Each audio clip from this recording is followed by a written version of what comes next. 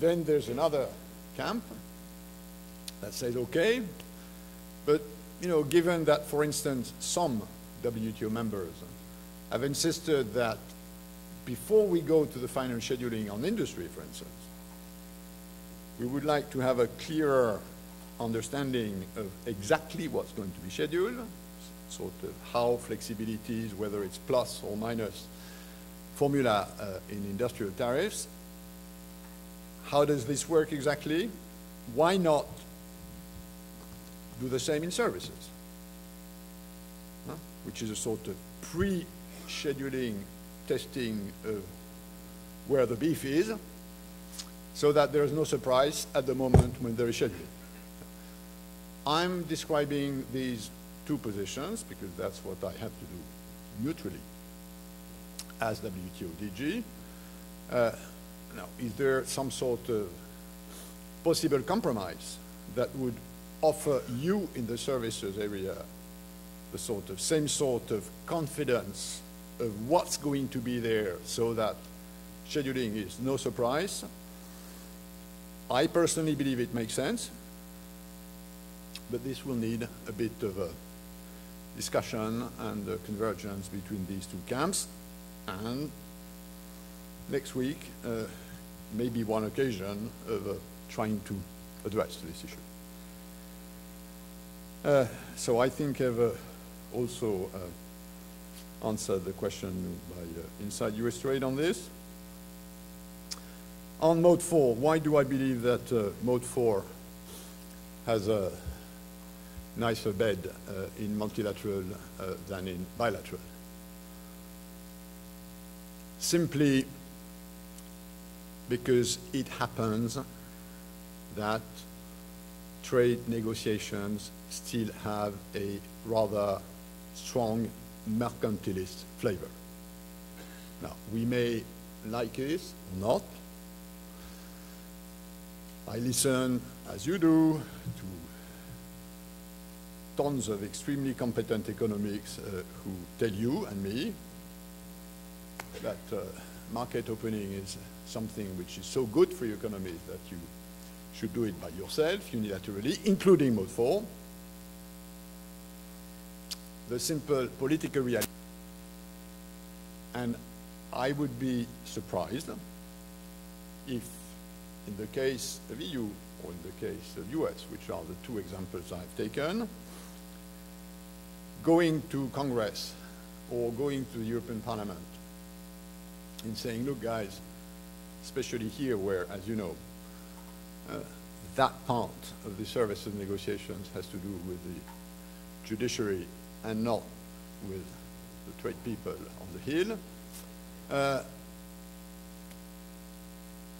A good economist is going to explain to you that opening the US to Mode 4 is great for the US, and please do it. Won't work that way. Won't work that way. You need a trade-off. Now, what then will India, to take this example, agriculture, industrial tariffs? Not much in that would, on its turn, easily go through a bilateral trade-off with the US through the Indian Parliament. And that's the basic explanation why, for the moment, and I'm not saying that's the right thing to do for the future, but for the moment, bunching 20 topics in a single undertaking, which is terribly cumbersome, has remained a political necessity. And again, I'm not saying that we should do that in the future, but for the present, that's what we have to do with the round. Final question on the G20. Why did the G20 sort of elaborate this 2010 deadline? My own sense for attending these summits is that it didn't come so much from the sort of trade side, came from the macroeconomic management side.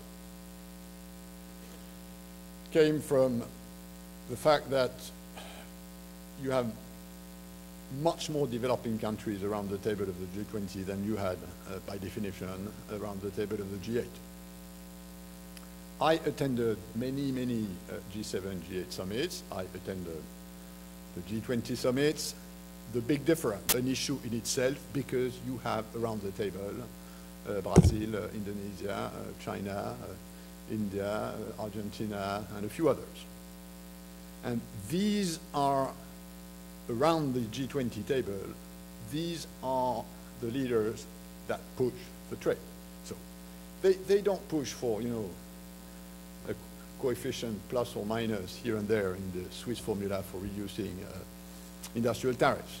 What they know is that in this crisis, keeping trade open is a major importance for them, and that looking in the round on the basis of what's on the table, which is what they want, not for me to say, again, whether they're right or wrong, but this is what they want.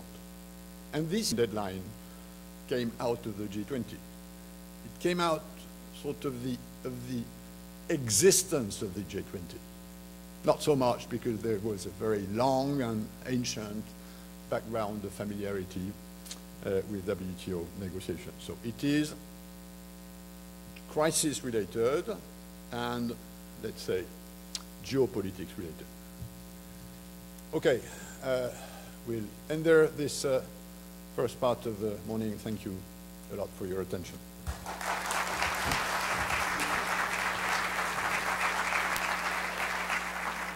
Ladies